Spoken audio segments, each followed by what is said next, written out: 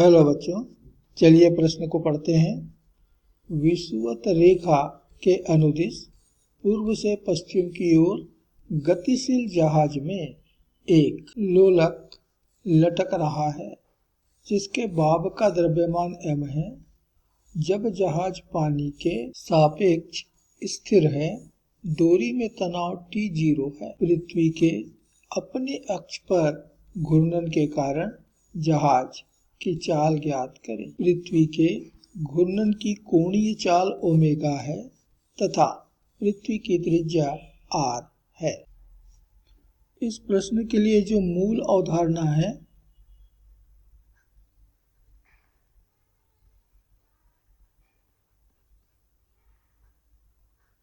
वह है एक समान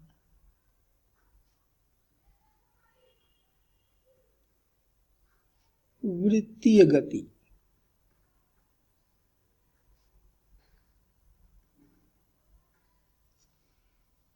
तो ये हमारी पृथ्वी अपने अक्ष के चारों ओर ओमेगा कोणीय वेग से घूर्णन कर रही है।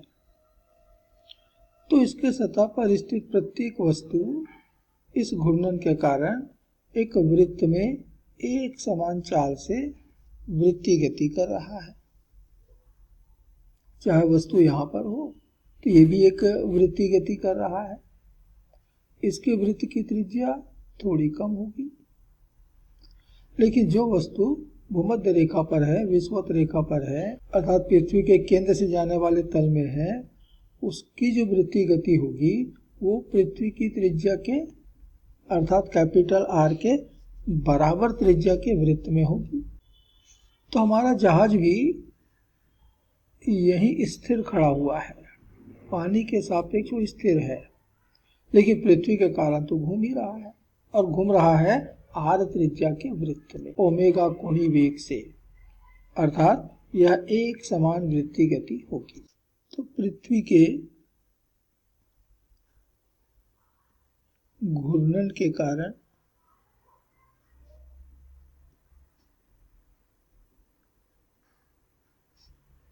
पृथ्वी के सतह पर स्थित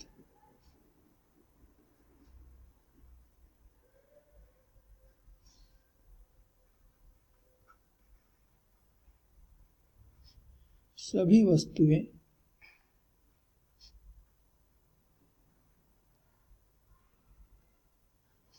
एक समान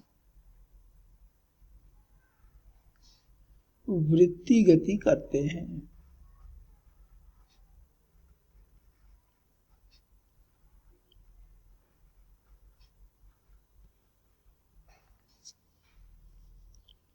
दिया गया प्रश्न इसी अवधारणा पर आधारित है। तो विषुवत रेखा में स्थित जहाज, मान लीजिए कि जहाज है, वो पृथ्वी के साथ साथ r त्रिज्या के वृत्त में घूम रहा है और घूमने का कोणीय वेग ओमेगा है। तो हमें इस जहाज का रैखिक वेग कितना होगा ये बताना है, v। तो जहाज विषुवत रेखा पर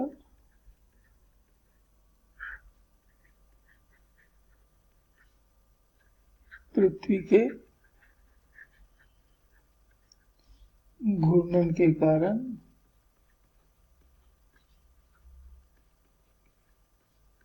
r त्रिज्या के वृत्त में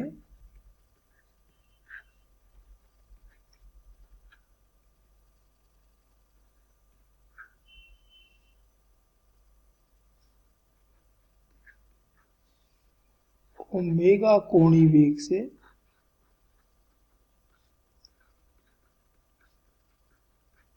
घूम रहा है। अतः जहाज का रैखिक वेग v ये बराबर मिलेगा ओमेगा r, और यही इस प्रश्न का उत्तर होगा। आशा करते हैं आपको समझ आया होगा। धन्यवाद।